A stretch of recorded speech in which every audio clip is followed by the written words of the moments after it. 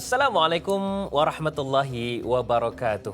Alhamdulillah, selawat dan salam ke atas junjungan besar kita Nabi Muhammad sallallahu alaihi wasallam, dan mari sama-sama kita lafazkan alhamdulillah, segala puji bagi Allah atas segala nikmat yang telah Allah kurniakan kepada kita. Terutamanya pagi ni nikmat kita kembali bernafas, kembali kita menghirup udara segar, dan juga kembali kita dapat sama-sama menuntut ilmu dalam Tanyalah Ustaz, biar tahu jangan keliru. Saya Dai Hadari, insya-Allah akan temankan anda sepanjang 2 jam kita bersiaran, dan untuk hari ini Rabu, Masya Allah, sekejap je Rabu ya. 15 hari bulan Julai 2020 bersamaan dengan 23 Zulkaidah 1441 Hijrah. Hari ini kita nak bicarakan tentang satu topik yang lain sikit. Namun, jangan kita risau kerana Islam pernah menguasai 2/3 dunia satu ketika dahulu. Bahkan ilmu ini ketika itu sangat berkembang luas. Bahkan kita amat dikagumi ketika itu.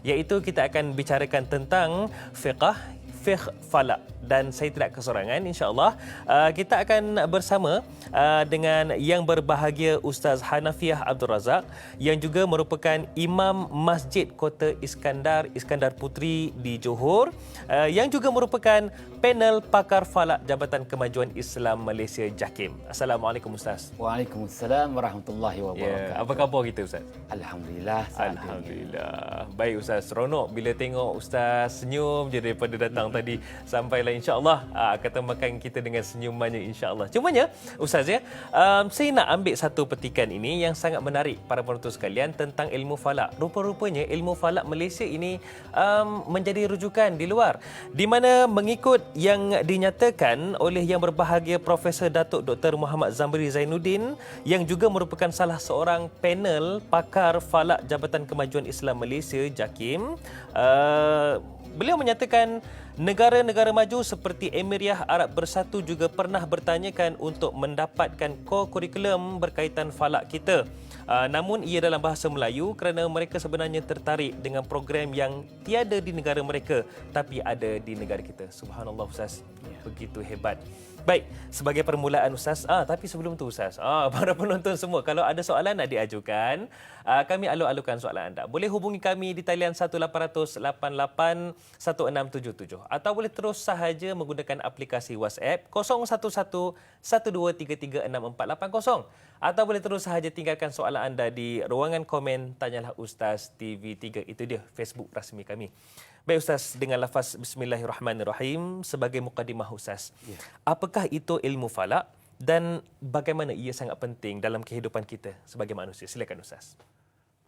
Assalamualaikum warahmatullahi wabarakatuh. Waalaikumsalam warahmatullahi. Bismillahirrahmanirrahim, wa bihi nasta'in ala umurid dunya waddin.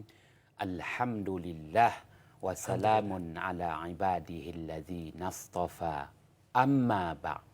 Terima kasih Dai Hadari yang mengemukakan persoalan pertama. Apa sebenarnya disiplin ilmu falak itu sendiri? Yang paling mudah kita nyatakan bahawa ilmu falak ini merupakan ilmu alat. Ilmu di mana kita akan peralatkan ilmu itu bagi membuat penentuan berhubung tentang tarikh. Juga kita kata alat bagi mengukur waktu. Itu yang paling penting.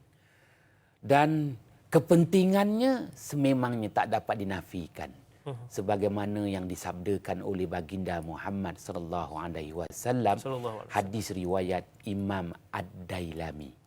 Rasulullah sallallahu alaihi wasallam bersabda, "Ta'allamu bin nujum wa 'allamuhan nas ma tahtadu biha fi zulumatil barri wal bahr summan tahau." Artinya, pelajarilah ilmu perbintangan dan ajarilah ilmu perbintangan kepada umat manusia. Masya Allah. Apa yang nak dipelajari daripada ilmu perbintangan itu? Pedoman-pedoman.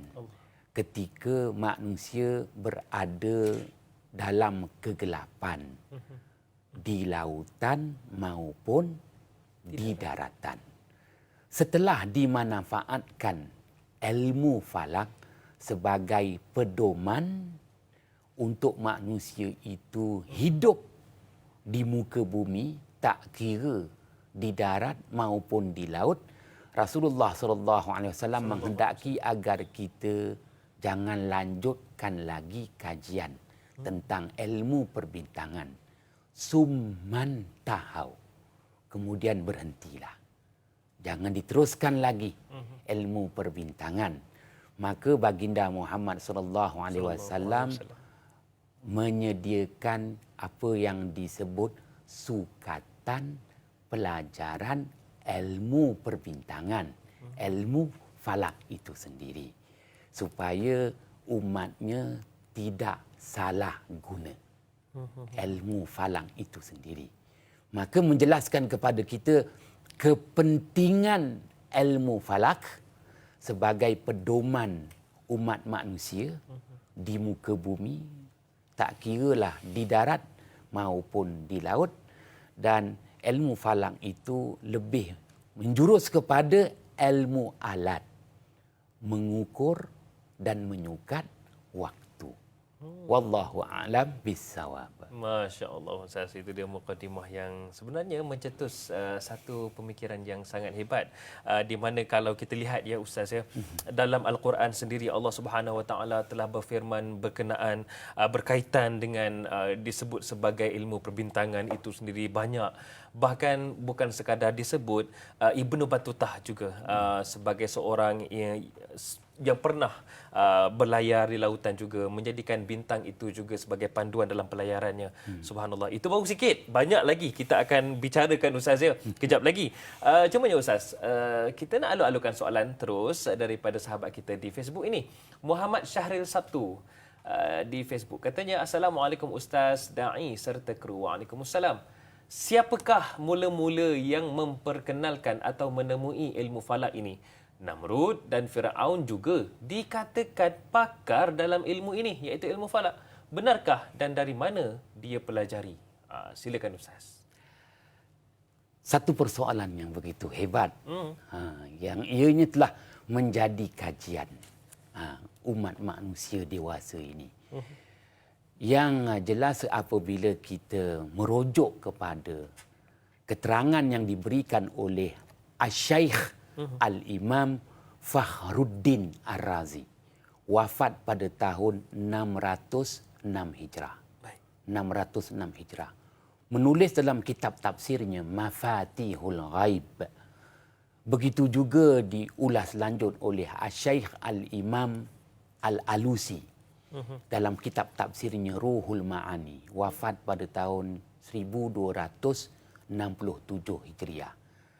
Menyatakan bahawa ulama Islam bersepakat ilmu falak telah diperkenalkan oleh junjungan mulia baginda Idris alaihi salam. Istilah Idris itu daripada perkataan bahasa Arab. Adrasa, yudrisu, idras, Idris. Membawa arti seorang Nabi, seorang Rasul yang paling banyak menimba ilmu pengetahuan di muka bumi.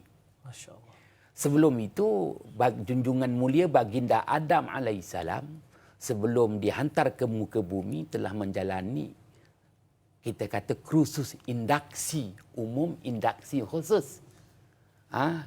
Iaitu di syurga. Wa'allama Adamal asma' kullaha.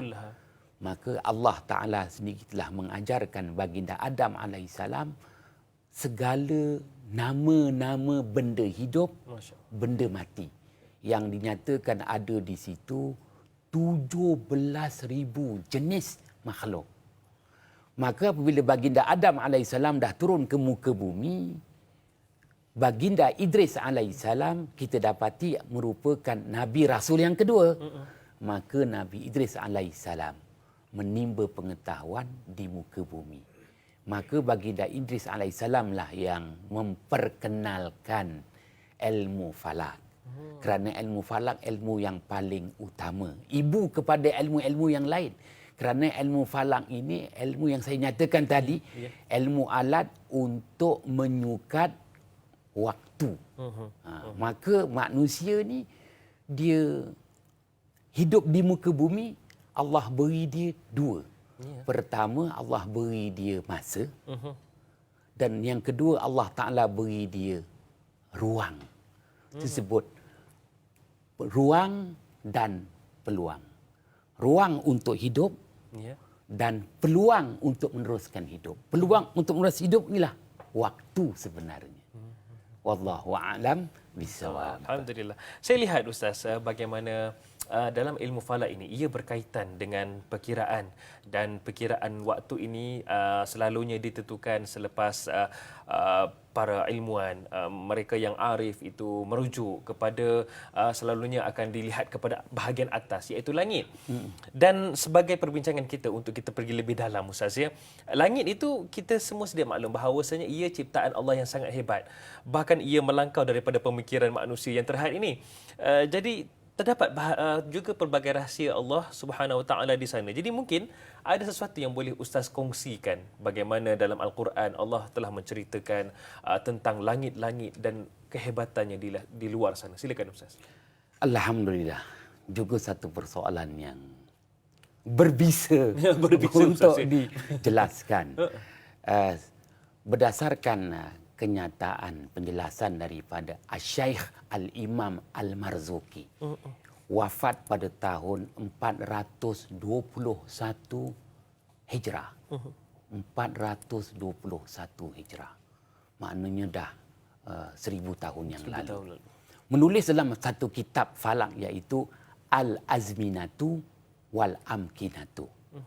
Nilai-nilai masa dan nilai-nilai tempat.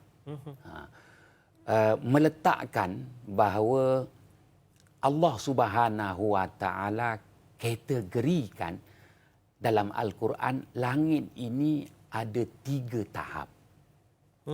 Yang pertama, langit yang paling dekat dengan permukaan bumi. Yang jelas Allah Ta'ala sebut pada ayat 11 surah At-Tariq. Was-sama'i zatir rajang. Demi langit yang mengembalikan semula apa yang telah diangkat naik daripada muka bumi, iaitu langit yang menempatkan awan-awan. Masya-Allah. Maka langit yang menempatkan awan-awan itu sama ada awan yang paling dekat 1000 hasta, orang lu kira hasta, ataupun awan yang bersifat sederhana 10,000 hasta, ataupun awan yang tertinggi 30,000 hasta. Itu dalam kategori yang dekat tu Ustaz? Itu dalam kategori yang dekat. Allahuakbar. Maknanya disebut sebagai langit yang paling hampir dengan muka bumi. Langit rendah. Langit yang menempatkan awan-awan. Kemudian disebut sebagai langit tinggi. Berdasarkan firman Allah ayat 7 surah Az-Zariyat. Was-sama'i zatil hubuk. Demi langit yang mengandungi jalan-jalan, laluan-laluan jasad-jasadnya. Langit ni dia ada jasad-jasad dia. Kita kata kalau jasad tu benda yang nampak disebut jirim. Maka yang tak nampak disebut jisim. Diambil istilah ajsadus samawiyah, jasad-jasad langit. Masya-Allah. Was-sama'i zatil hubuk. Demi langit yang mengandungi laluan-laluan, jalan-jalan, jasad-jasad langit yang kita katakan sebagai planet. Tu planet. Sama ada planet yang paling dekat dengan bumi, At-Tarid.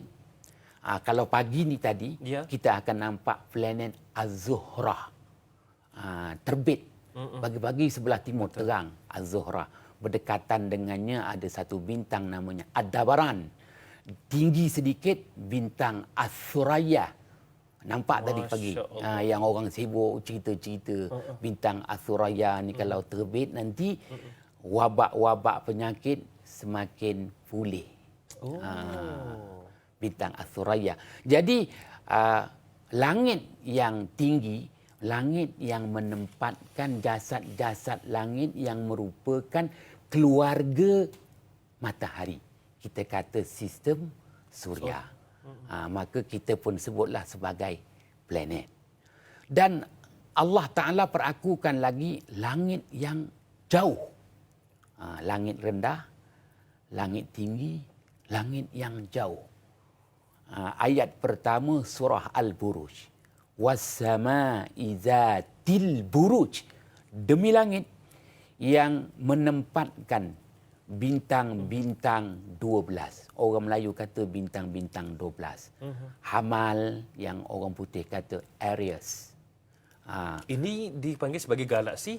Tidak, sebut tidak. buruj. Oh, Dalam buruj, bahasa Inggeris disebut zodiak. Zodiak ya? Dalam bahasa Arab disebut buruj. 114 surah dalam Al-Quran ada satu surah khas, Ya, betul. iaitu surah Al-Buruj. Al-Buruj. Bintang-bintang 12. Maknanya disitulah disebut sebagai langit yang jauh. Masya Allah. Maka 3 tahap. Langit yang dekat, menempatkan awan-awan, ianya memberi nilai cuaca dan musim kepada manusia. Kemudian langit yang tinggi menempatkan planet-planet yang ianya akan menjadi rujukan musim kepada manusia.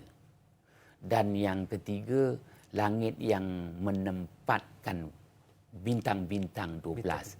Langit yang tinggi. Maka disebut sebagai buruj. Kali ini buruj memberi nilai 2. Nilai kedudukan dan nilai waktu kepada manusia. Masya Allah. Jadi semua jasad-jasad langit menjadi rujukan waktu dan rujukan penempatan manusia di muka bumi. Contohnya, kita sekarang ni berada di Malaysia, kita nampak matahari. Apabila kita pergi ke Makkah Al-Mukarramah, kita akan nampak matahari juga. Adakah matahari yang lain? Tidak, yang matahari yang sama. Baik. Maka yang duduk di Malaysia nampak matahari yang sama. Yang duduk di Moskow pun Sama. dapat matahari yang sama. Baik. Maka ianya menjadi rujukan Baik. kepada umat manusia yang menjalani hidup di muka bumi. Baik darat, baik laut. Okey, cantik Ustaz. Itu dia. Semangat pula saya bila dapat dengar apa yang Ustaz huraikan ni. Termasuklah tentang Al-Buruj tadi tu, tentang zodiak tadi tu. Tapi tak apa Ustaz, kejap lagi kita nak tanyakan Ustaz berkenaan dengan apa kaitan ilmu falak ini dengan penentuan cuaca dan musim itu. Kejap lagi kita akan tanyakan Ustaz ya. Jadi kepada anda semua, kita nantikan selepas ini perbincangannya. Tanyalah Ustaz, biar tahu, jangan keliru, jangan ke mana-mana.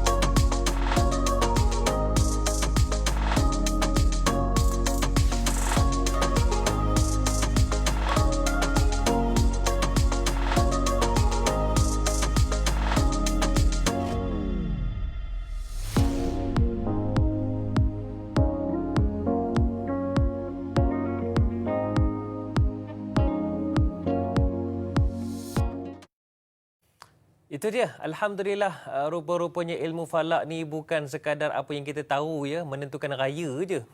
Rupa-rupanya subhanallah begitu hebat, begitu luas ilmu Allah Subhanahu Wa Taala ini, dan itulah yang kita bicarakan pada pagi ini. Fiqh iaitu fiqh falak bersama dengan yang berbahagia Ustaz Hanafiah Abdul Razak. Baik Ustaz, sedikit sebelum saya nak tanya tentang cuaca tu. Tadi saya tertarik dengan yang Ustaz sebutkan itu. Mungkin ramai yang pagi ni rasa macam mitos, biar betul ini. Yang bintang yang Ustaz sebutkan, ia petanda bagaimana wabak-wabak atau penyakit itu, jika bintang itu menjelma, ia petanda bahawasanya wabak akan berkurangan ataupun akan hilang. Bagaimana Ustaz? Silakan, sedikit saja. Baik. Asasnya hadis riwayat Imam Ahmad. Subhanallah. Ya, hadis riwayat Imam Ahmad. Rasulullah sallallahu alaihi wasallam bersabda, "Iza tala'an najmu lam yabqa minal ahati syai'un." Apabila terbitnya bintang Asuraya di subuh hari, tidak tinggal lagi apa jua penyakit Allahu Akbar. di muka bumi. Maka Imam An-Nawawi mengulas dalam kitabnya Al-Majmu' bahawa yang dimaksudkan penyakit di situ penyakit yang lazimnya menyerang tanaman dan ternakan di Jaziratul Arab, di semenanjung tanah Arab. Pun begitu, Asy-Syaikh Al-Imam Al-Marzuqi wafat pada tahun 421 Hijriah menyatakan al-aha itu bukan penyakit yang menyerang tanaman dan ternakan sahaja, termasuklah penyakit-penyakit yang menyerang manusia seperti wabak. Apa makna wabak? Apa jua penyakit, dari seringan-ringan penyakit sampailah sebesar-besar penyakit yang berjangkit dan merebak lalu membunuh, maka itu disebut wabak. Baik. Lazimnya bintang Asuraya ini boleh kita lihat di ufuk timur. Di ufuk timur. Di mana matahari terbit. Pada waktu subuh itu, bulan Jun. Kini yang mampu kita lihat dengan mata kasar daripada tarikh 21 Jun. Kita akan nampak waktu subuh saja bintang Asuraya tu tersergam. Kali ini dia berdekatan dengan planet Az-Zuhra. Jadi maknanya 21 Jun adalah permulaan musim panas. Mana-mana negara yang berada di solstice, kita kata mana-mana yang berada di hemisfer utara, dia akan mulakan Jelas solstice musim panas ni 21 Jun. Betul? Ya. Lazimnya mulanya musim panas, insya-Allah penyakit yang menyerang tanaman, yang menyerang kita kata ternakan, begitu juga yang menyerang manusia, kian kita kata reda. Masya-Allah. Bukan tak ada. Semakin reda, semakin reda. Itu dia. Moga-moga mendapat perlindungan dari Allah. InsyaAllah. Amin. Ya Rabbal Alamin. Subhanallah, begitu hebatnya kaitan ilmu yang ada dalam Islam ini. Sebenarnya kita terlepas pandang. Allahu Akbar. Subhanallah. Hebatnya kuasa Allah. Baik Ustaz, sebelum kita rehat tadi, saya ada mungkin soalan ini juga berkaitan pertanyaan yang mungkin para penonton juga terfikir. Bagaimana Ustaz tentang kaitan dengan cuaca? Ustaz ada sebut tadi bagaimana ilmu falak ini merupakan ilmu alat bagi mengukur waktu. Dan bagaimana kalau boleh dikaitkan dengan cuaca juga? Silakan Ustaz. Baik. Asasnya ayat yang kelima surah Yunus. Baik. Kita ambil petikkan potongan firman Allah. Wa qaddarahu manazila lita'lamu adadas sinina wal hisab.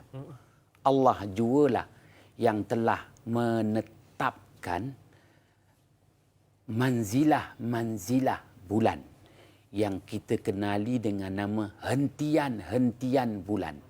Yang budak-budak lebih mudah faham, station. Bus stop bus station. Ya. Bulan pun dia ada Stesen dia. Oh. Dalam tempoh masa sebulan, dia ada 28 stesen. Bulan akan berada di 28 hentian. Kedudukan tertentu. Ya. Maka Allah Ta'ala dah tentukan untuk apa? Lita'lamu adadas sinin wal hisab. Supaya kamu mengetahui tahun-tahun yang telah kamu jalani, tahun-tahun yang sedang kamu hadapi, dan tahun-tahun yang akan datang. Al-aradi, yang mendatang. Wal hisab, dan kamu mendapat satu nilai hitungan. Hitungan apa di situ? Hitungan cuaca. Dia beza antara cuaca dengan musim. Kalau sebut musim, musim berdasarkan gerakan ketara matahari. Manakala cuaca kesan daripada gerakan ketara bulan. Bulan akan memberi nilai cuaca. Cuaca ni di sebenarnya kita kata al-hal, hal ehwal, yang akan memberi kepada kita 4 hal ehwalnya. Panas, sejuk, kering, lembap. Tapi ada kalanya dia bergabung. Panas, kering, panas, lembap. Sejuk, kering, sejuk, lembap.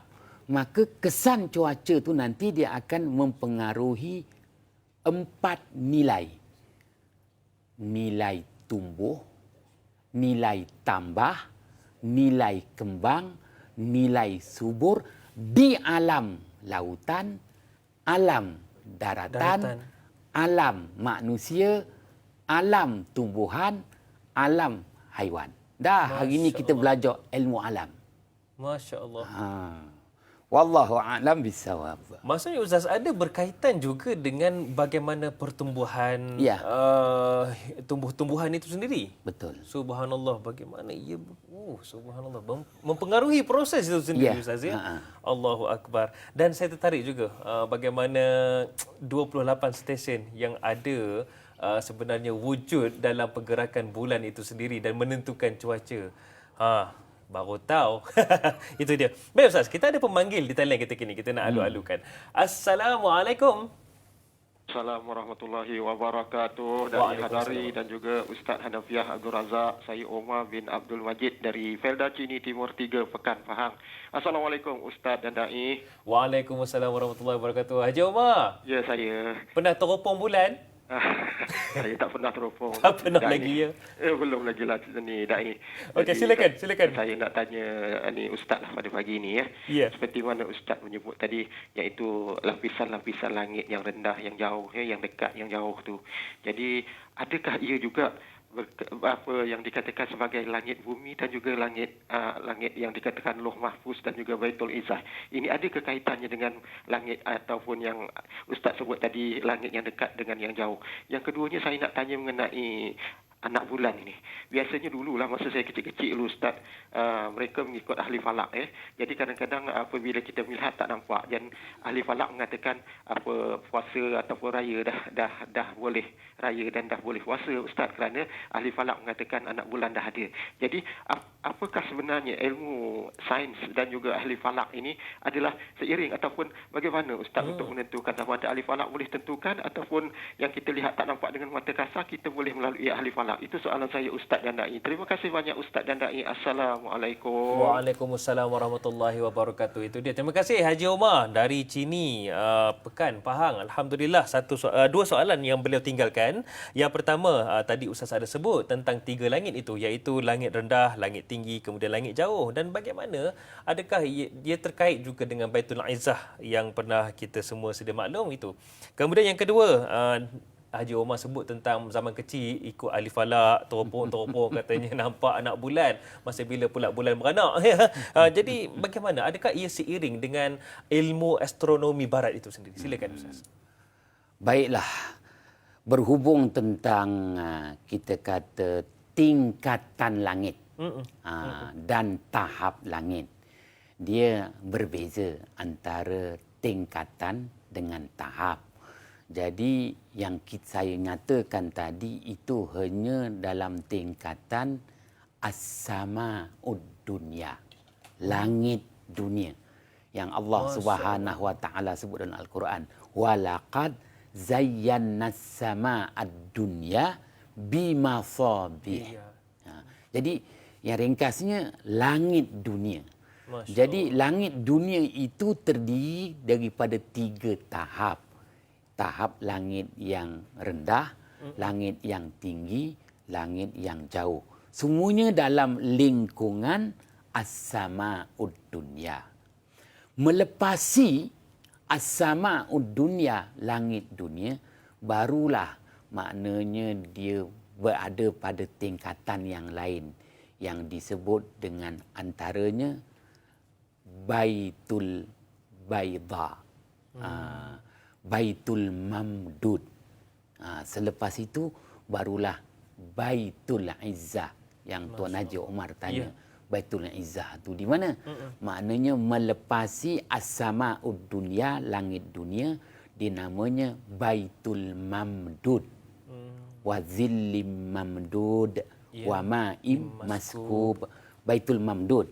Melepasi Baitul Mamdud barulah Baitul Izzah yang mana Al-Quran diturunkan daripada Lauh Mahfuz, diletakkan di Baitul Izzah pada malam Lailatul Qadar. Itu pun masih tinggi tu Ustaz. Allahu Akbar. Baitul Mamdud, Baitul Izzah, barulah masuk langit pertama yang Rasulullah lalui pada malam Al-Isra' wal Mi'raj yang disebut dalam Al-Quran. Begitu juga hadis Imam Bukhari dan Imam Muslim. Wallahu a'lam bissawab. Itu dia soalan yang kedua tadi tu Ustaz, tentang bagaimana ilmu itu, ilmu falak itu seiring ke dengan astronomi itu, ataupun ada berbalah-berbalah ke antara ilmuwan itu? Pada dasarnya ilmu astronomi itulah ilmu falak. Bersumberkan daripada junjungan mulia baginda Idris alaihi salam. Sebagaimana yang saya nyatakan tadi, oleh kerana kita kata manzilah bulan, stesen-stesen yang dilalui oleh bulan, hentian-hentian untuk pergerakan bulan itu ada kepentingan kepada cuaca, maka yang beriman mengambil manfaat, yang tak beriman pun mengambil manfaat. Golongan kufar pun mengambil manfaat daripada nilai yang ada pada hentian-hentian bulan itu sendiri. Sebab itu kalau disebut maknanya hilal. Hilal itu anak bulan. Anak bulan itu. Anak bulan. Jadi anak bulan ini hanya mampu dilihat setelah dia dilahirkan. Maka bulan dilahirkan tu disebut dengan istilah wiladatul hilal. Wiladatul hilal. Maka ilmu astronomi pula gunakan nilai kelahiran bulan itu dengan disebut dengan istilah new moon. New moon.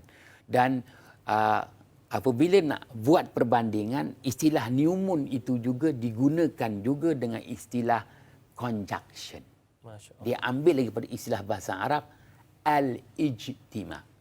Maknanya matahari, bulan dihimpun sama, dia berada pada segarisan bagi memastikan kelahiran bulan yang baru. Wiladatul hilal. Tinggal lagi apabila telah dilahirkan,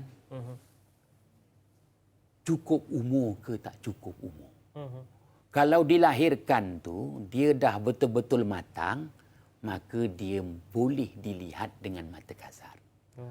Kalau dia dilahirkan tak matang lagi, sukar untuk dilihat dengan mata kasar.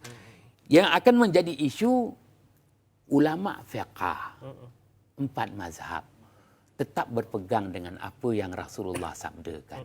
Sumu li ru'yatihi wa aftiru li ru'yatihi. Lihatlah kamu, berpuasalah kamu dengan melihat anak bulan Ramadan kelihatan, dan berhari rayalah kamu juga dengan melihat anak bulan, iaitu kelihatan anak bulan Syawal.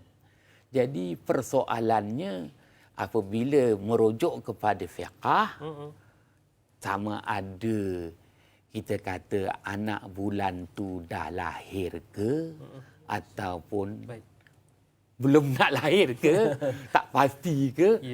Yang penting nampak dengan mata kasar ketika terbenam matahari di akhir bulan, iaitu pada 29 bulan Syaban untuk anak bulan Ramadan, 29 Ramadan untuk anak bulan Syawal. Itu dia Ustaz ya. Allahu Akbar. Wallahu a'lam bisawab.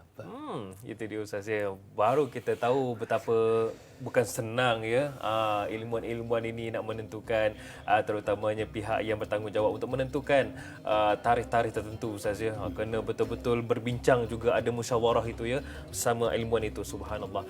Baiklah para betul sekalian, insya-Allah kejap lagi banyak lagi soalan kita akan ajukan dan banyak ilmu kita akan dapatkan. Syaratnya tunggu dan kembali selepas ini. Tanyalah Ustaz, biar tahu, jangan keliru.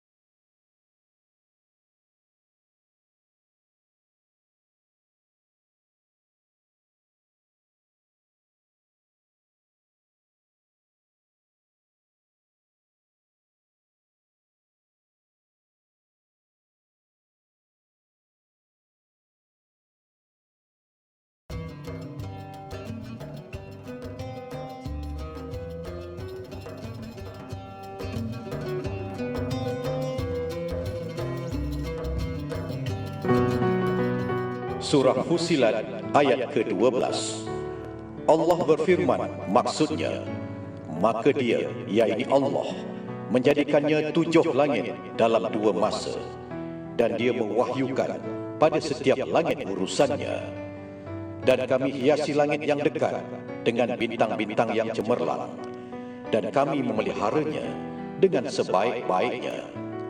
Demikianlah ketentuan yang maha perkasa, lagi maha mengetahui. Terima kasih kepada anda semua para penonton kerana sudi terus menonton dan juga menyokong kami dalam Tanyalah Ustaz, biar tahu jangan keliru. Kami teguh berdiri di sini atas tontonan dan juga sokongan anda semua, dan insya-Allah akan terus menyebarkan segala kebaikan demi manfaat kita bersama. Hari ini Tanyalah Ustaz, biar tahu jangan keliru. Kita bicarakan tentang fiqh falak. Topik besar kita iaitu fiqh, di mana yang bersama dengan kita memberi pencerahan kepada kita yang berbahagia Ustaz Hanafiah Abdul Razak. Itu dia Nun dari jauh selatan Ustaz ya, dari JB ya Ustaz ya. Subhanallah, datang berkongsi bersama dengan kita. Cumanya Ustaz, surah Fussilat tadi ayat yang ke-12, bagaimana Allah Subhanahu Wa Taala berfirman yang kita sama-sama para penonton dapat saksikan sebentar tadi. Allah menyatakan 7 lapis langit. Kemudian ada bintang cemerlang pula. Apa sebenarnya itu Ustaz? Mungkin ada pencerahan daripada Ustaz. Silakan.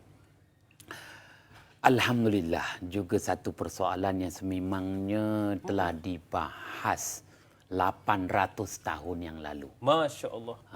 Syekh Al-Imam Fakhruddin Ar-Razi dalam kitabnya Mafatihul Ghaib wafat pada tahun 606 Hijrah.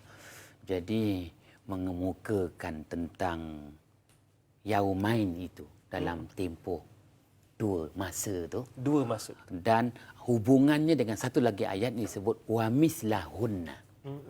Yang seumpama dengan 7 petala langit itu. Jadi ada 2 perkara, maknanya dalam tempoh 2 masa, dan yang kedua seumpamanya lagi. Maka membawa erti bahawa 7 lapis itu, ini ada kita kata perbezaan pendapat. 7 lapis tu bukan seperti kek lapis. Tiba-tiba lapar pula rasanya ya. Bukan seperti kek lapis atau kita kata kuih lapis. Dia nilai gandaan. Nilai gandaan. Saya tunjukkan kat sini.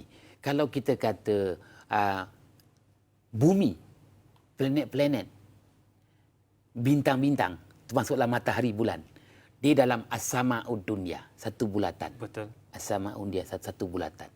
Bulatan yang besar ni, as-sama'ud dunya ni, dia ada 6 lagi bulatan yang sama mengelilingi dia. 1, 2, 3, 4, 5, 6. Maka tengah-tengah dia yang ke-7. Maka itu baru lapisan langit pertama. Allahu Akbar. Dia sebut. Maka dia membentuk 7 bulatan tu, dia membentuk satu bulatan yang besar. Yang besar tu ada 6 lagi. 1. Yang juga besar. 2, ya. 3, 4, 5, 6. Maksud yang besar tu 7. Maka dia ditutupi oleh satu bulatan yang besar. Itu baru langit kedua. Masya Allah. Yang besar ni ada 6 lagi keliling dia. Jadi kita kena pergi stadium Bukit Jalil. Kenapa Ustaz? Nak buat bulatan besar ni. Masya Allah. Boleh tak? Allahu Akbar Ustaz. Jadi setakat 1 ekar padang bola, tak boleh lagi kita nak lukiskan 7 Takkan petala langit yang dimaksudkan. Allahu Akbar. Ada 6. 1, ada 6 lagi. Maksudnya Ustaz di sini, Utarid, Zuhrah, Bumi, Mushtari, Zuhal, Uranus, Neptun, Pluto yang kita belajar sejak sekolah menengah itu, sebenarnya itu baru satu langit yang kecil. Ya. Satu dipanggil sebagai mungkin satu kumpulan langit yang kecil. Ya, ya. Allahu Akbar. Baru disebut as-sama'ud dunya, langit Allahu dunia. Akbar, Allahu Akbar. Dia ada yang sama mengelilingi dia. Itu dia Ustaz ya. Wallahu a'lam bisawab. Di luar jangkauan manusia membuat pengukuran dan perhitungan.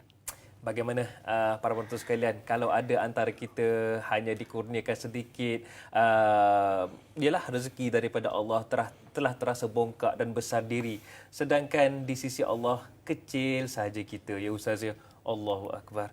Muhasabah diri sendiri. Okey, ada satu soalan, dua soalan ni Ustaz di WhatsApp ni Ustaz ya. Saya bila dah Ustaz cerita macam tu terasa lain pula rasanya. Okey, soalan daripada sahabat kita ni di WhatsApp, katanya Assalamualaikum Ustaz dan dai serta kru, tanyalah Ustaz. Waalaikumsalam. apakah antara perkara khurafat yang sering dikaitkan dengan bulan, bintang, matahari dan sebagainya yang menjadi kepercayaan masyarakat? Mungkin Ustaz boleh kongsikan. Kemudian yang keduanya, apakah zodiak, iaitu yang ini kita selalu dengar sejak zaman Rom lagi, Aquarius, Leo, Aries, Virgo dan lain-lain. Ustaz, zodiak apa Ustaz? Baik. Ustaz, zodiak apa Ustaz? Saya Leo. Oh, Leo. Oh, saya Gemini ataupun Gemini. Adakah itu adalah nama-nama bintang Ustaz? Okey, silakan Ustaz. Alhamdulillah, satu persoalan yang hebat diajukan yang nak kita jelaskan. Unsur-unsur khurafat, kepercayaan-kepercayaan yang sesat. Ya. Apabila manusia mengkaitkan untung rugi mengikut tarikh-tarikh tertentu. Baik. Jadi dia mengkaitkan ni untung, yang ini rugi. Wahal manusia ni wajib berusaha. Betul. Laha ma kasabat wa alaiha ma katasabat. Kita wajib berusaha dan kita bertawakal kepada Allah Subhanahu wa taala. Jadi apabila meletakkan tarikh tertentu terhadap untung nasib manusia, maka boleh membawa kepercayaan. Boleh kepada khurafat. Khurafat. Ya, apabila sebut tentang tarikh, kita tak boleh lari dari dua tarikh. Tarikh Masihi, tarikh yang berdasarkan gerakan ketara matahari. Yang kedua tarikh Hijri, tarikh yang berdasarkan gerakan ketara bulan. Jadi itulah yang timbulnya kita kata manusia mengkaitkan fenomena matahari dan fenomena bulan terhadap untung nasib. Begitu juga mengkaitkan tentang zodiak, iaitu buruj. Mengkaitkan maknanya pada tarikh ini berdasarkan buruj yang dapat dilihat di langit, manusia bakal menerima kerugian, manusia bakal mendapat malapetaka, malabahaya. Jadi apabila meletakkan satu keyakinan, datanglah khurafat. Sebenarnya jangan diletakkan satu keyakinan, hanya sekadar diletakkan sebagai satu panduan. Kita kata garis panduan. Dia ada panduan dia, jadi sekadar itu. Sekadar itu sahaja. Bukan pegangan Ustaz ya? Bukan pegangan, bukan satu keyakinan. Okey. Sesatnya bila yakin, mesti begitu. Tidak. Ianya hanya sekadar jadual. Ustaz ya. Kalau merujuk kepada jadual, tak apa. Istilahnya kita tak letakkan ianya sebagai satu keyakinan. Okey. Baik Ustaz. Teringat pula saya kepada cerita Nujum Pak Belalang. Macam-macam di nujumnya ya. Cumanya Ustaz, kita ada pemanggil ketika ini, kita nak alu-alukan. Assalamualaikum. Ustaz. Assalamualaikum. Waalaikumsalam. Ya, dengan siapa saya bercakap? Abdullah Osman daripada Seremban. Baik, Encik Abdullah. Saya yakin Encik Abdullah ada soalan nak diajukan tu. Silakan. Ya, ada dua soalan Ustaz. Ya. Pertama sekali Ustaz ada sebut tentang bintang 12. Dulu rasanya masa kita kecil ada buku khas untuk bintang 12. Jadi kita kadang-kadang dengan orang tua ni menggunakan buku bintang 12 ni untuk tengok tengok apa yang terjadi akan datang dan sebagainya. Dan lagi satu ialah tentang tadi ada sebut tentang tengok anak bulan. Dulu kita tengok anak bulan untuk tentukan puasa dan juga hari raya. Tetapi sekarang ni kita gunakan ilmu falak, iaitu kiraan ruqyah. Jadi mana yang lebih tepat? Dan kerana kadang-kadang negara kita puasa besok hari, ada negara jiran pula puasa lusa pula. Jadi ada yang tak seimbang lah di situ. Minta penerangan daripada Ustaz. Terima kasih. Baik, sama-sama. Terima kasih Encik Abdullah dari Negeri Sembilan. Dua soalan yang boleh tinggalkan. Yang pertama Ustaz tentang bintang 12 yang menjadi rujukan itu. Adakah ia masih relevan dan apa sebenarnya bintang 12 itu? Kemudian yang keduanya tentang penentuan tarikh-tarikh penting terutamanya tentang puasa dan juga Hari Raya Aidilfitri. Bagaimana terdapat juga perbezaan, pernah berlaku perbezaan antara negara kita dengan beberapa negara lain. Bagaimana ditentukan sebenarnya? Silakan Ustaz. Alhamdulillah, saya dapati banyak soalan ni semua nak tanya bintang 12 ya. Yang sekarang ni dah tak popular lagi lah. Jadi bintang 12 tu gugusan bintang-bintang 12. Dalam bahasa Inggeris disebut zodiak, dalam bahasa Arab disebut buruj. Buruj. Baiklah, yang biasa kita fahami begitulah. Baik, yang saya nak jelaskan di sini, untuk apa masyarakat dulu gunakan bintang 12 ni? Daripada bermulanya Hamal. Hamal tu dalam bahasa Inggeris Aries. Dalam bahasa Melayu kambing gurun. Apabila bintang tu ditasyakul, maknanya dibentuk, disambung-sambung-sambung, kemudian tasawur, dirupakan, maka berwajahkan Aries, berwajahkan Hamal, berwajahkan kambing gurun. Dia kalau tengok kat langit bukan nampak apa pun, nampak bintang-bintang. Tetapi sejak daripada zaman baginda Idris alaihissalam sudah ditasyakulkan, dibentukkan dan tasawur, dirupakan dengan rupa wajah Al-Hamal, Aries, kambing gurun. Baik, untuk apa sebenarnya bintang 12 ni? Bintang 12 keperluannya musim. Oh, menentukan musim. Menentukan musim. Baik. Jadi bintang 12 ni maknanya terbit dan terbenam matahari, yang hari-hari matahari terbit, hari-hari matahari terbenam, berlatar belakangkan bintang-bintang 12. Jadi dalam tempoh masa 30 hari, matahari akan berada pada satu-satu buruj tu. Seperti Aries, Hamal, kambing gurun. Jadi matahari akan terbit dan terbenam dalam tempoh masa 30 hari dalam gugusan. Kita kata dalam lingkungan bintang gugusan bintang-bintang 12 tu.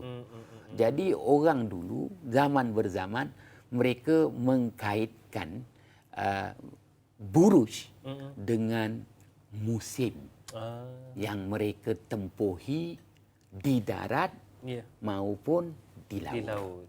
Apa makna musim? Musim maknanya habuan-habuan yang Allah Subhanahu Wa Taala sediakan di darat maupun di laut. Habuan itu apa Ustaz? Habuan itulah kita kata rezeki. Jadi kalau sebut rezeki itu maknanya habuan-habuan yang Allah Subhanahu Wa Taala sediakan. Dan habuan ni boleh didapati di alam lautan, di alam daratan, di alam haiwan, di alam tumbuhan dan di alam manusia. Masya-Allah, masya-Allah. Jadi manusia kalau dia nak dapatkan habuan rezeki di alam tumbuhan, maka dia kena merujuk buruj. Subhanallah, maksudnya ada kaitan. Pada buruj ini, apa habuan rezeki yang ada di alam tumbuhan? Baik Ustaz. Contohnya, sekarang ni matahari terbit dan terbenam berlatar belakangkan buruj zaujah. Buruj keluarga kembar. Jauza dalam bahasa Arab. Tapi kita tak nampak kerana matahari itu kuat, tak nampak Ya, buruj tu. betul. Jadi terbit terbenam matahari berlatar belakangkan buruj Al-Jauza. Sekarang ni matahari dah berada 24 hari di buruj Al-Jauza. Jadi buruj ini kita akan lihat. Maknanya dia bermula daripada 21 Jun. Hari ini dah 15 Julai. Jadi dalam tempoh masa 21 Jun ni dah sampai 15 Julai ni, apa habuan yang kita boleh dapat di alam tumbuhan? Habuan yang ada petai. Durian Ustaz. Durian dah habis. Oh, dah habis dah. Petai sekarang Ustaz ya. Petai. Oh. Baik. Contohnya apa yang masih ada di alam lautan? Ya. Kena tengok faktor setempat. Laut tu laut mana? Selat Melaka ke? Masya Allah. Ataupun China Selatan. Maksudnya ia terkait Ustaz ya? Kalau laut China Selatan sekarang ni ada sotong. Baik. Sotong tengah banyak. Habis Selat Melaka pun ada juga. Ya. Tapi Selat Melaka jenis-jenis ikan yang kita kata ikan-ikan yang dia bergerak sekawan dengan dia. Masya Allah. Baik. Cencaru ada. Contohnya begitu. Contohlah Ustaz. Subhanallah. Itu dia. Maksudnya ada pengaruh itu juga ya Ustaz ya. Ya. Begitu indah, begitu hebatnya. Baik Ustaz, soalan yang kedua itu insya-Allah yang bagaimana penentuan tarikh-tarikh penting itu insya-Allah Ustaz akan jawabkan kejap lagi Ustaz ya. Jadi kepada anda semua kalau nak tahu jawapannya nantikan selepas ini Tanyalah Ustaz. Biar tahu, jangan keliru. Jangan pergi mana-mana.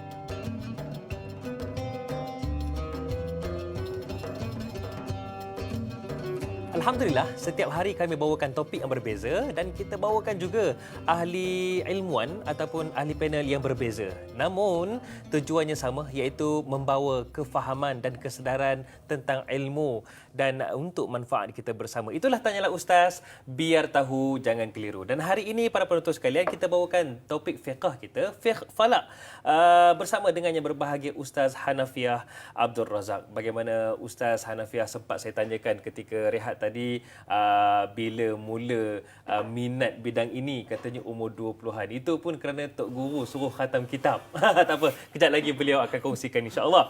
Cumanya Ustaz, Encik Abdullah tadi ada tanyakan soalan yang kedua. Ya, mungkin dari penonton juga tertanya-tanya, kenapa pernah terjadi perbezaan penentuan tarikh? Kenapa kita raya kemudian orang lain raya dulu? Macam mana tu Ustaz? Yang mudah untuk dijawab, kaedah berbeza dalam membina takwim itu sendiri. Kalau kita katakan maknanya untuk penentuan hari raya dan ibadah puasa Ramadan, tak dapat tidak kita kena menggunakan gerakan ketara bulan.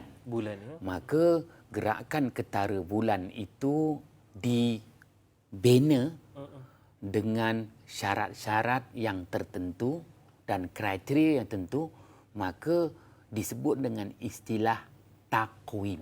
Itu namanya takwim bulan. Qawwama yuqawwimu takwim. Maknanya kita nak tentukan kedudukan bulan, maka disabitkan tarikh yang tepat berdasarkan kedudukan bulan. Maka akan berbeza dengan negara-negara jiran, itu perkara biasa. Kerana masing-masing ada syarat yang tersendiri. Betul. Jadi sekiranya dapat disatukan kriteria Keselarasan itu dan syarat, akan selaraslah waktu tarikh bermulanya ibadah Ramadan, begitu juga berhari raya. Kiranya kriteria berbeza dan syarat-syarat yang ditetapkan, kita kata syarat-syarat kenampakan berbeza, maka berbedalah memulakan ibadah puasa Ramadan dan menyambut hari raya. baik. Wallahu a'lam bissawab. Saya tertarik Ustaz. InsyaAllah kita doakan satu hari nanti umat Islam akan kembali bersatu, di mana segalanya akan ditentukan dengan satu cara, kerana umat Islam kembali bersatu. InsyaAllah itu tanda kemenangan umat Islam akhirnya insyaAllah. Baik Ustaz, saya nak tanya Ustaz, dan ini sebagai mencetus minda para penonton jugalah. Perasan atau tidak para penonton sekalian, dalam Al-Quran Allah seringkali mengaitkan rezeki itu dengan langit, di mana rezeki yang turun dari langit.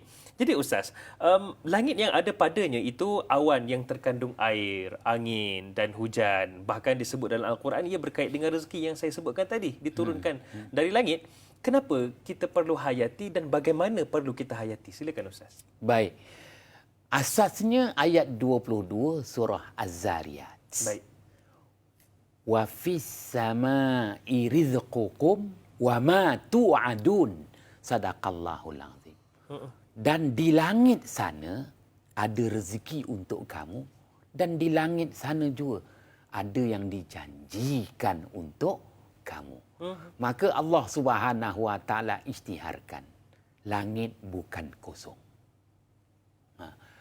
Langit bukan saja-saja diciptakan untuk dapat nama, cari nama, glamour, tak ada. Tidak. Tetapi Allah Subhanahu wa taala dirikan langit itu dua manfaat untuk umat manusia. Yang pertama, sumber rezeki dan saluran rezeki untuk manusia yang menjalani hidup di muka bumi. Dan yang kedua, di langitlah nanti Allah tunaikan janji-janjinya. Di langitlah adanya syurga Allah Subhanahu wa taala. Maka kiranya manusia kecewa mendapati bahawa selepas PKP dah tak ada apa lagi dekat muka bumi. Maka manusia mendapati di muka bumi ni dah tak ada lagi pencarian hidupnya. Jangan takut, kerana sumber rezeki itu dari langit. Allah salurkan rezeki dari langit Dari ke muka bumi melalui limpahan air hujan. Allahu akbar. Kalaupun kita kata Malaysia terheret sama dalam wabak COVID-19, rezekinya tahun ini monsun barat daya menjadi. Lazimnya sekarang ni Kuala Lumpur dah tak hujan tau. Ya. Masih lagi ada hujan-hujan mendung lagi. Maknanya limpahan hujan tu. Apabila hujan melimpah, itu sebagai nilai rezeki yang bertambah. InsyaAllah. InsyaAllah. Wallahu a'lam bissawab. Itulah, subhanallah. Kita kena yakin Ustaz ya, bagaimana janji Allah itu pasti dan Allah tidak pernah memungkiri janjinya. Baik Ustaz, soalan yang cantik juga di Facebook. Abdul Karim Sufian katanya, Assalamualaikum Ustaz dan Da'i. Waalaikumsalam. Ada simbol bola tu. Bagaimana ilmu fiqh falak berkaitan dengan kejadian pertukaran siang dan malam seperti mana yang digambarkan dalam surah Yasin dan beberapa surah lain dapat memberikan keinsafan kepada manusia tentang kebesaran kekuasaan Allah Subhanahu wa taala. Macam mana Ustaz begitu hebatnya firman Allah, gambaran yang Allah telah berikan? Baik. Penyoal tadi itu dia sebenarnya nak nyatakan ayat 38 surah Yasin. Yasin. Wa ayatul lahumul lailu naslahu minhun nahar fa izahum muzlimun. Yang saya nak jelaskan di sini, terjemah semua dah boleh baca terjemah kan. Istilah salaha, iaitu Allah Subhanahu wa taala tanggalkan. Macam mana Allah tanggal Subhanahu wa taala tanggalkan siang hari daripada waktu malam. Macam mana tu saja? Menunjukkan apabila berakhirnya waktu siang, berakhirnya lah hari. Maka bermulanya malam, bermulalah hari baru. Hari baru. Masya Allah. Apabila bermulanya hari baru, hairan pula Allah mulakan malam. Mulakan siang lah, nampak macam-macam. Harta benda, mata benda, apa benda. Kenapa dimulakan dengan malam? Kenapa dimulakan dengan malam? Maka Allah Subhanahu wa taala isytiharkan bahawa berakhirnya hari dengan berakhirnya waktu siang. Lalu terbenam matahari, maka bermulanya malam, bermulalah hari. Hari bermula dengan gelap. Faizahum muzlimun. Mula dengan gelap. Mula dengan gelap itu menunjukkan supaya manusia membuat persiapan dan persediaan sebelum meraih habuan di siang hari. Imam Atha'illah Askandari menyatakan dalam kitabnya Al-Hikam, Al-Imdad bihasabil isti'dad. Dapatan dan perolehan dia bergantung kepada persiapan dan persediaan. Supaya di siang hari tak mengecewakan. Betul. Maka perlu ada persiapan dan persediaan di malam hari. Pentingnya waktu malam itu. Sebagai persiapan dan persediaan. Oleh kerana tak cukup persiapan dan persediaan, banyaklah yang manusia, orang Melayu kata apa, terlepas pandang.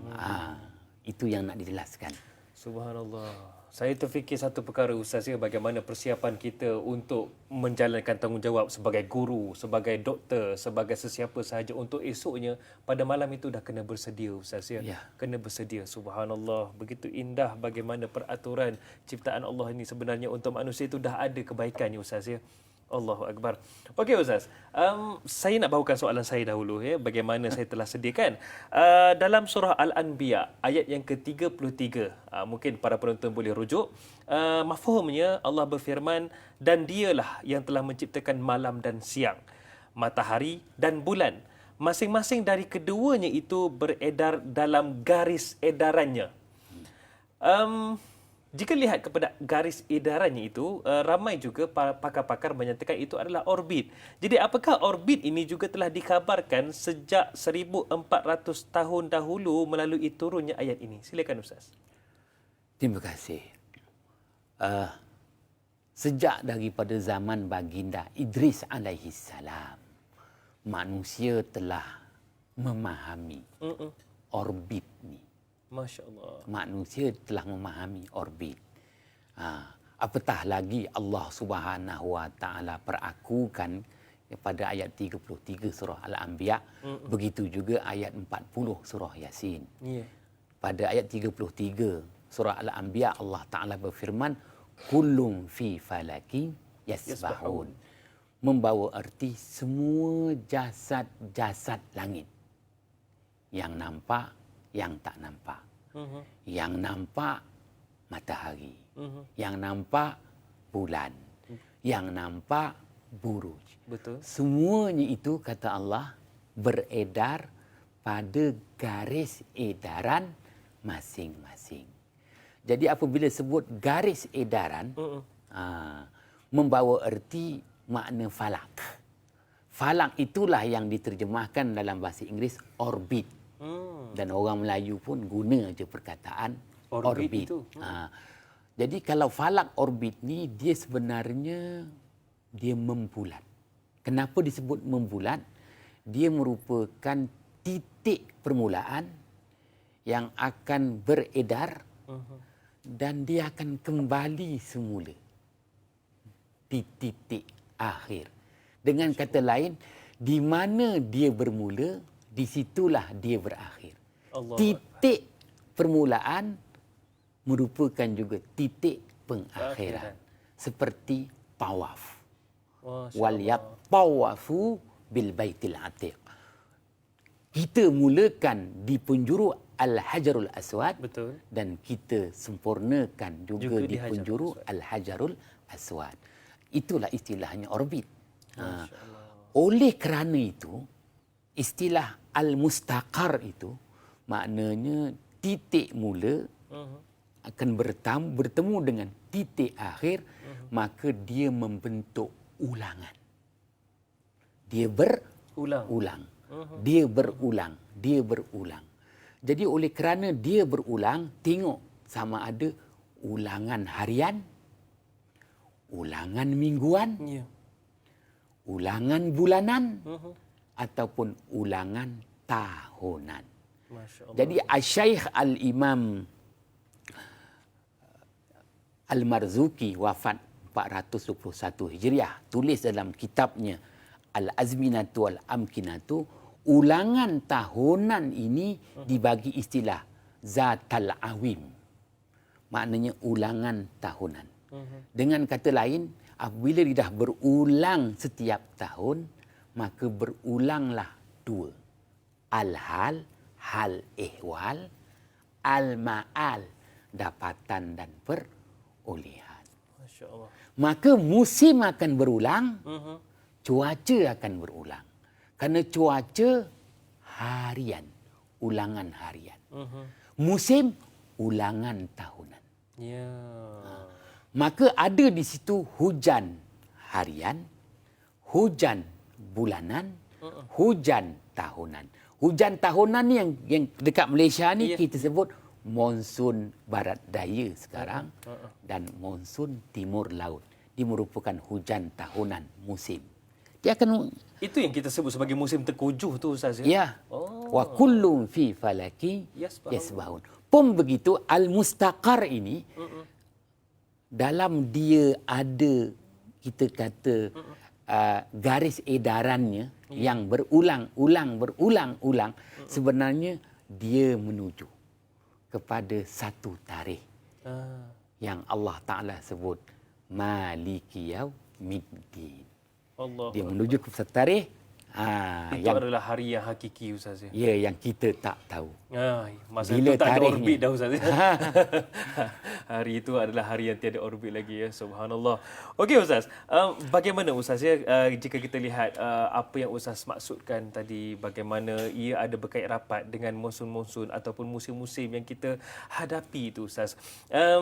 Sebelum saya nak bawa para penonton dengan soalan-soalan yang lain, bagaimana Ustaz sebenarnya kita sedang alami, sentiasa alami, dan bahkan ilmu-ilmu ini sentiasa ada sekitar dengan kita.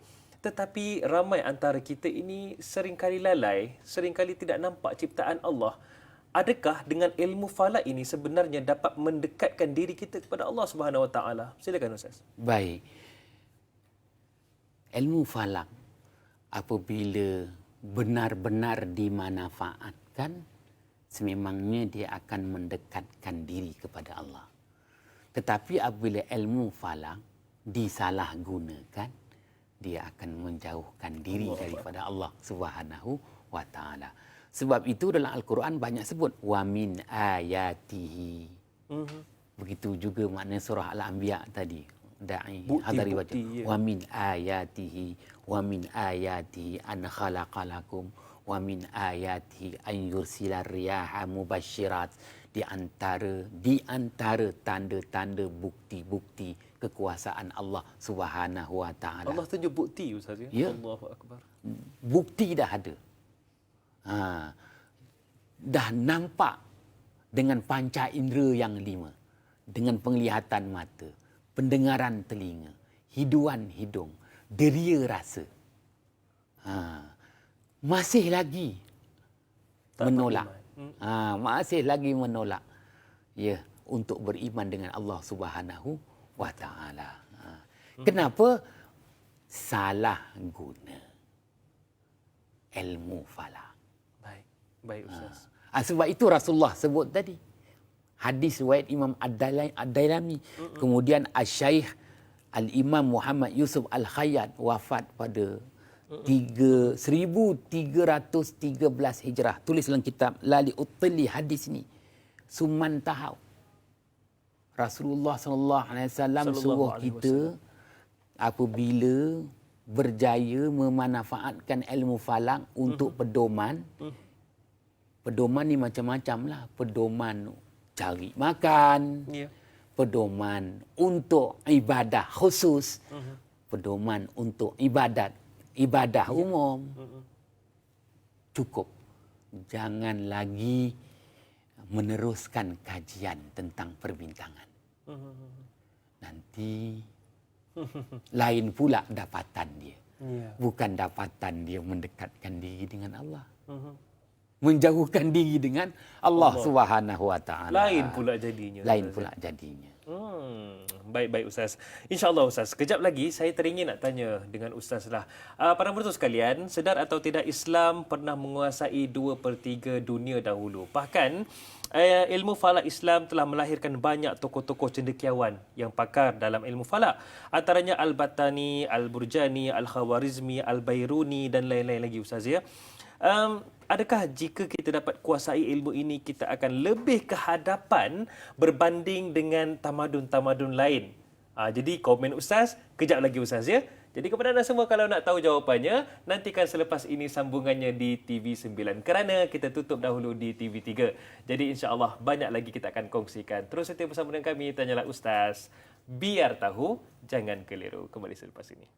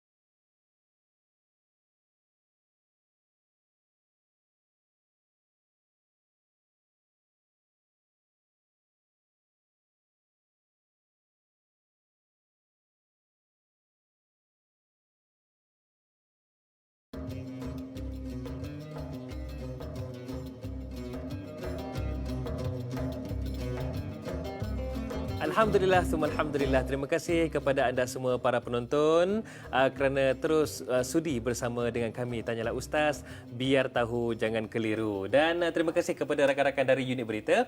Dan kita kembali Tanyalah Ustaz, biar tahu jangan keliru. Hari ini kita bicarakan tentang fiqh falak. Masih lagi bersama dengan yang berbahagia Ustaz Hanafiah Abdul Razak. Jadi kepada anda semua, kalau ada soalan nak diajukan, boleh sahaja terus hubungi kami di talian 1800 88 1677 atau terus sahaja WhatsApp bersama dengan kami 011 1233 6480 ataupun boleh terus sahaja ke page ataupun laman Facebook rasmi kami iaitu Tanyalah Ustaz TV3. Alhamdulillah selesai saya maklumkan bagaimana cara untuk anda tanyakan soalan. Baik Ustaz, kita kembali untuk apa yang kita diskusikan hari ini. Tadi saya ada kongsikan antara nama-nama tokoh, antaranya yang kita boleh sebutkan Al-Burjani, Al-Khawarizmi, Al-Bairuni dan lain-lain. Ini merupakan tokoh yang tidak asing lagi dalam ilmu falak lah Ustaz ya. Bagaimana ilmu ini sebenarnya kalau kita hayati, pernah Islam menguasai 2/3 dunia dahulu dan ia diakui bahkan sehingga kini nama-nama tokoh ini disebutkan. Kalau di Malaysia juga kita ada Abdullah Fahim Ustaz ya. Jadi bagaimana Ustaz sebenarnya kalau kita kuasai ilmu-ilmu anugerah Allah ini, kita akan sebenarnya akan ke hadapan lebih berbanding orang lain sebenarnya. Silakan Ustaz. Alhamdulillah. Satu persoalan yang sebenarnya kalau nak dijawab mengambil masa yang panjang. Itulah Ustaz. Tapi peruntukannya sedemikian rupa. Bolehlah kita jawab seadanya. Kongsi Ustaz ya. Asasnya ayat 8 surah Qaf. Ba'da a'udzu billahi minasyaitonir rajim. Tabsiratan wa dzikra likulli 'abdin munib. Sadaqallahul azim. Artinya, ambillah perhatian dan ambillah peringatan kepada siapa jua dari kalangan umat manusia yang benar-benar kembali kepada Allah Subhanahu wa taala. Agar kita sentiasa kembali kepada Allah. Orang yang kembali kepada Allah, dia tak sesat. Maka dia takkan melampaui batas. Tidak akan. Oleh itu dia sentiasa ke hadapan. Kerana dia tak sesat. Dia akan selamat. Maka dia terkehadapan daripada yang lain-lain. Oleh itu sentiasa ada dua sifat. Tabsirah, ambil perhatian. Zikra, ambil peringatan. Maka ulama-ulama Islam yang orang kata berlatar belakangkan ilmu falak, dia faham ayat ini kerana ayat ini telah dihurai lanjut oleh Al-Syaikh Al-Imam Al-Marzuqi, wafat 421 Hijriah, supaya kita ni, kalau ulama falak ni, dia kena sentiasa tabsirah, ambil perhatian tentang fenomena alam, bukti kekuasaan Allah Subhanahu wa taala. Setelah ambil perhatian, ambil peringatan. Ya. Kenapa? Dia sejarah. Sejarah akan berulang. Jadi dia akan, fenomena itu akan berulang. Seperti fenomena gerhana matahari. Ya. Dia akan berulang. Akan jadi. Ya. Gerhana bulan, dia akan berulang. Tinggal lagi kita nak tahu tahun ulangannya. Ya, gerhana bulan setahun sampai 2 kali. Bila tahun ulangannya? Gerhana matahari 8 tahun sekali ada gerhana matahari. Dia berulang. Jadi apabila berulang, akan membawa 2 nilai. Yang pertama, haul. Ha, waw, lam. Ulangan yang menduka citakan. Lepas tu Aidul Fitri, Aidul Adha. Ulangan, tapi ulangan yang menggembirakan. Betul. Jadi ulama Islam maknanya apabila mereka memahami ayat 8 surah Qaf ini, mereka sentiasa membuat pemerhatian terhadap fenomena alam, bukti kekuasaan Allah, dan mereka membuat hitungan pula terhadap, kita kata, peringatan bila ulangannya. Apabila dia berulang, sama ada ulangan menggembirakan ataupun ulangan mendukacitakan. Baik. Datanglah apa yang Allah Ta'ala sebut dalam surah Ibrahim. Wa zakirhum bi ayyamillah. Ingatkan mereka itu terhadap hari-hari Allah. Hari-hari Allah itu dua. Ayyamul minha, hari-hari anugerah. Ayyamul mihna, hari-hari musibah. Allah yang menentukan. Baik. Manusia, datanglah istilahnya membuat, kita kata tajribah. Jarraba yujarribu tajrib. Uji kaji. Oleh kerana kita dah buat istilahnya ramalan. Ini bukan ramalan yang menyesatkan. Betul. Ramalan sebagaimana baginda Yusuf alaihissalam juga membuat ramalan. Betul. 7 tahun kemarau. Maka sudah ada persiapan awal. Simpanan makanan itu. Ya, dah ada persiapan awal. Ya. Apabila dah ada persiapan awal, maka dari situlah bercambahnya ilmu untuk bersiap. Nak bersiap tu, kita perlukan apa perkara-perkara yang diperlukan untuk persiapan itu. Maka terreka ciptalah peralatan. Peralatan direka cipta untuk memudahkan manusia membuat persiapan dan persediaan. Baik. Maka dalam muqaddimah Ibnu Khaldun menyatakan manusia yang hidup di 4 musim, Allah beri dia kelebihan aqluz zaid, akalnya lebih daripada manusia yang tidak hidup di 4 musim. Kerana 4 musim dia tertakluk dengan musim ni. Dalam masa setahun, Betul. setiap 3 bulan tukar musim. 3 bulan tukar musim. Sekarang musim panas. Nanti September musim luruh. Disember musim sejuk. Jadi dalam masa 3 bulan tu apa yang mampu dilakukan untuk meneruskan hidup. Di situlah manusia banyak berfikir, mereka cipta alat. Ya.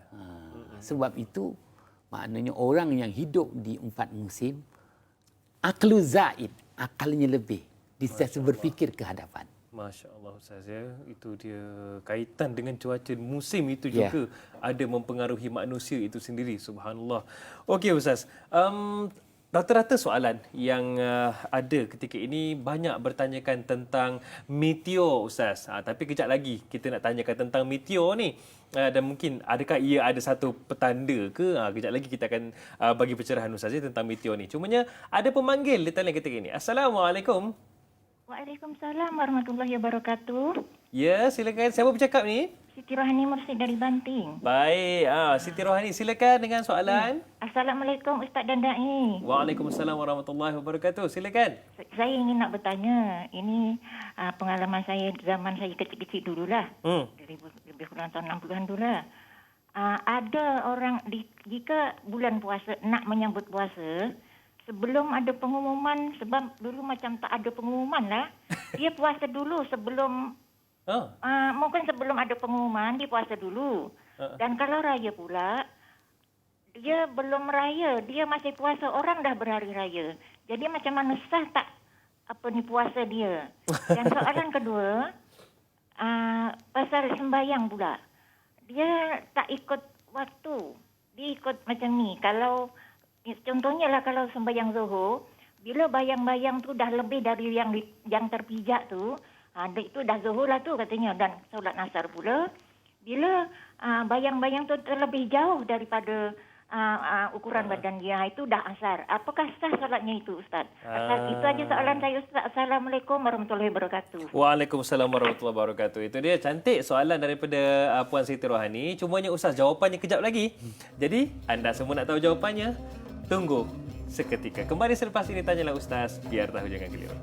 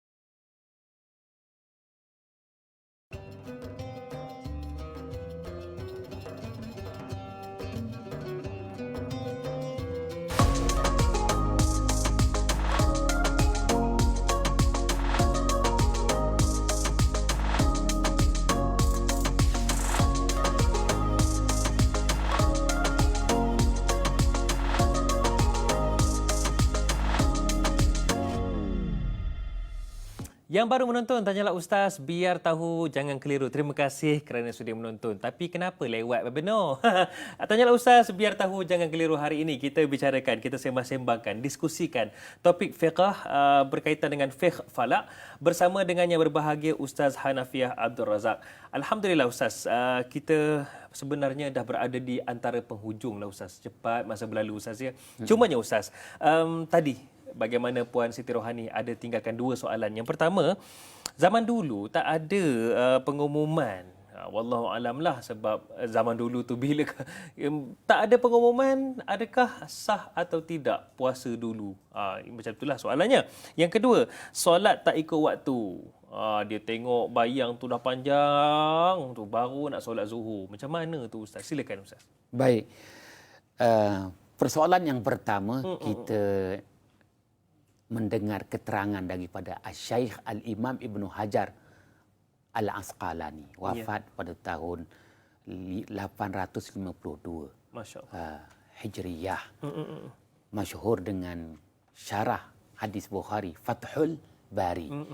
Menyatakan dalam penetapan tarikh untuk puasa maupun hari raya, ada 3 pilihan. Sama ada secara manual, iaitu ru'yah, melihat.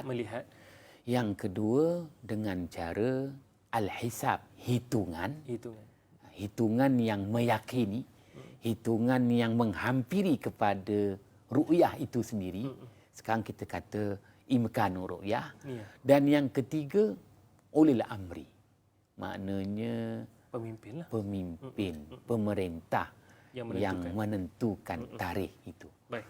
Jadi orang dulu oleh kerana tak ada kemudahan. Jadi kemudian tak ada kemudahan dan waktu itu mungkin belum ada akta lagi. Akta persekutuan tentang penetapan tarikh ini.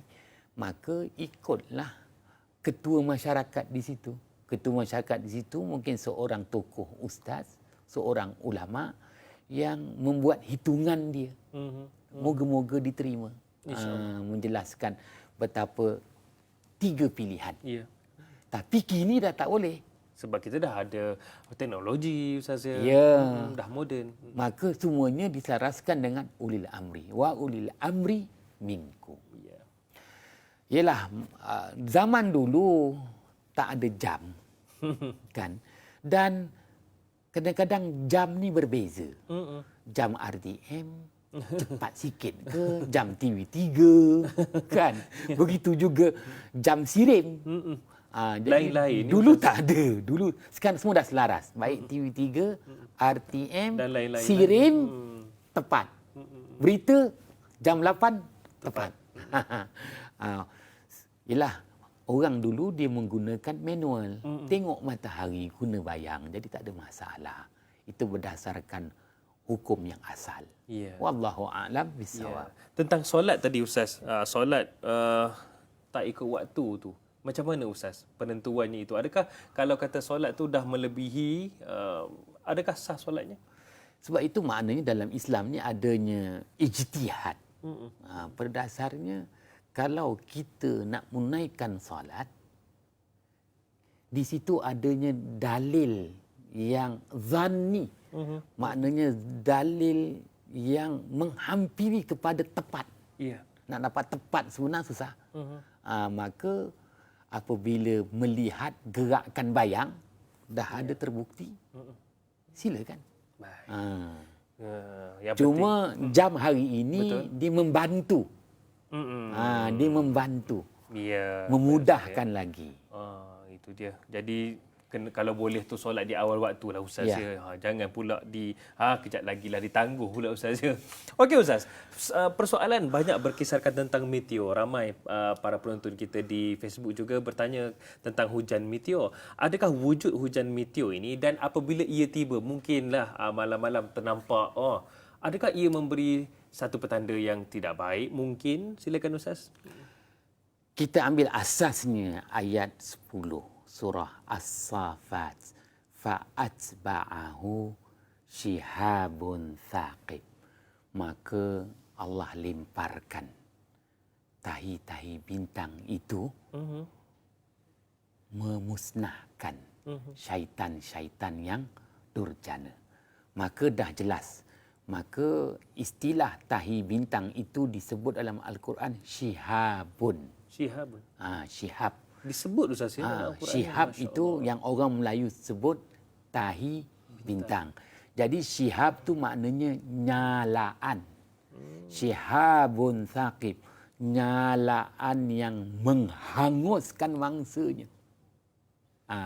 Syihab tu maknanya nyalaan. Baik, dalam kaedah falak yang saya belajar, bermula dengan istilah niazak. Niazak ini disebut sekarang ni dengan istilah asteroid. Begitu juga disebut dengan istilah al-muznabat. Istilah astronomi disebut sekarang ni komet. Apabila asteroid, jasad langit ni, maupun komet, dia menghampiri dengan orbit bumi. Masya Allah. Maka dia akan meninggalkan tinggalan dia.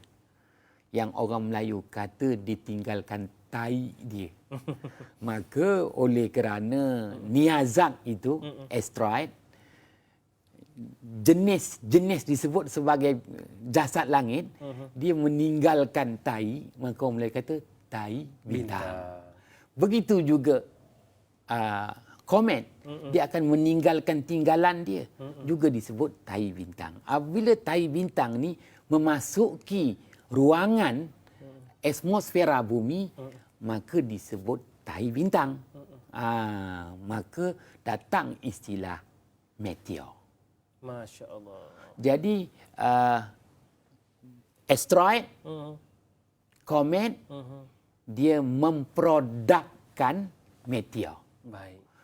Selepas maknanya bumi dilintasi oleh asteroid, maka pastinya ada hujan meteor. Adanya Itu yang tahi disebut bintang. tahi bintang tu hujan meteor. Baik. Adanya tahi bintang. Sebenarnya setiap malam kita boleh tengok tahi bintang Boleh ni. ada, Ustaz, ya? Ada. Tinggal lagi dia kita boleh buat hitungan. Antaranya untuk Asia Tenggara ni, tahi bintang akan mula banyak pada awal Ogos setiap tahun. Masya Allah. Kemuncaknya Merdeka 31 Ogos. Ogos. Jadi kalau tengok malam Merdeka tu banyak tahi bintang. Masya Allah. Bulan Ogos ni antara bulan yang antara banyak tahi bintang. Berulang setiap tahun Ustaz ya? Akan berulang setiap tahun. Allahu Akbar. Baik Ustaz. Yang jelas Al-Quran menyatakan ialah buat apa nak lontar suka-suka. Itu lontaran kepada syaitan. Yang menguasai pemikiran manusia, yang merosakkan pemikiran manusia. Baik. Baik Ustaz ya. Kerana ada syaitan-syaitan yang berkepak bersayap. Allahu Akbar. Oh yang terbang ya. Ya, yang cuba menguasai.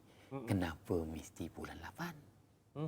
Kerana bulan 8 adalah kemuncak musim panas. Baik. Hasil pertanian, hasil ternakan. Baik. Maka manusia dah banyak hasil, fun and fair. Dipengaruhi oleh syaitan. Wallahu a'lam bissawab. Itu hikmah di sebaliknya Ustaz ya. Subhanallah. Baik Ustaz, perbincangan kita hari ini sangat hebat, iaitu fiqh falak, dan saya yakin para penonton yang mungkin pada pagi ini menonton terinspirasi. Oh, rupa-rupanya begitu hebat ilmu Islam ini, bukan sekadar ada dalam Al-Quran dan hadis, tetapi mencakupi segala-galanya. Subhanallah Ustaz ya, terutamanya ilmu astronomi ini. Baik Ustaz, mungkin sebagai kesimpulan daripada Ustaz, mungkin ada pesanan daripada Ustaz. Menguasai ilmu falak ini, fiqh falak ini sebenarnya dapat menyaksikan satu demi satu kekuasaan Allah Subhanahu Wa Taala, dan itu sepatutnya kita rasakan. Jadi sebagai kesimpulan, apa nasihat Ustaz buat semua? InsyaAllah, silakan. Untuk saya maupun untuk rakan-rakan maupun umat Islam di Nusantara Malaysia ini, maknanya manfaat murnikan ilmu falak itu. Dan janganlah ilmu falak itu maknanya dijumutkan. Kerana selama ini ilmu falak hanya digunakan untuk keperluan syarak saja. Ilmu falak untuk keperluan syarak. Puasa, raya dan menentukan arah kiblat. Tetapi sebenarnya ilmu falak adalah ilmu alat. Alat yang akan memberi nilai, masa dan tempat. Yang di situ juga memahamkan kita soal dua perkara, al-hal dan al-ma'al. Hal ihwal dan dapatan perolehan. Alam daratan, alam lautan, alam manusia, alam haiwan. Maka selagi mana manusia manfaatkan ilmu falak, tiada soal pengangguran. Maka manusia akan sentiasa melihat ke hadapan. Ra'at an bu'din, mampu melihat jauh ke hadapan. Kalau tak mengharap aja apa yang ada kat depan. Wallahu a'lam bissawab. InsyaAllah. Baiklah Ustaz, sebagai memurnikan program kita pada pagi ini, insyaAllah mungkin Ustaz boleh bacakan doa untuk sama-sama kita aminkan. Silakan Ustaz. A'udzu billahi samil alimi minasyaitonir rajim. Bismillahirrahmanirrahim. Fa fahamnaha Sulaiman wa kullan ataina hukman wa ilma wa sakharna ma'a Daudal jibala yusabbihna wa tayra wa kunna fa'ilin. Ya hayyu ya qayyum. Ya Rabba Musa wa Harun wa ya Rabba Muhammadin sallallahu alaihi wasallam alaihim ajma'in. Amin, amin, rabbal alamin. Alhamdulillah, terima kasih kepada yang berbahagia Ustaz Hanafi Abdul Razak kerana sudi hadir dari Nun, selatan tanah air, sudi bersama dengan kita pada pagi ini. InsyaAllah, moga-moga bermanfaat dan kita akan bersama lagi Ustaz ya. InsyaAllah. Amin, rabbal alamin. Baiklah, para penonton sekalian, jangan lupa esok bersama dengan sahabat saya Da'i Anas, di mana kita akan bicarakan tentang topik sirah, kisah Ratu Balqis bersama dengan yang berbahagia Ustaz Muhammad Abdullah Al-Amin. Itu dia satu tajuk yang sangat menarik untuk sama-sama kita dapatkan ilmu esok insya-Allah. Baiklah, kepada anda semua, hari ini kita bicarakan tentang ilmu falak yang terkandung dalam Al-Quran. Peganglah Al-Quran kerana ia akan menyelamatkan kita. Zalikal kitabul la raiba fihi hudal lil muttaqin. Kitab itu tiada keraguan di dalamnya, bahkan menjadi petunjuk bagi orang-orang yang bertakwa. Saya Da'i Hadari mohon permisi undur diri sehingga kita berjumpa lagi. Assalamualaikum warahmatullahi wabarakatuh.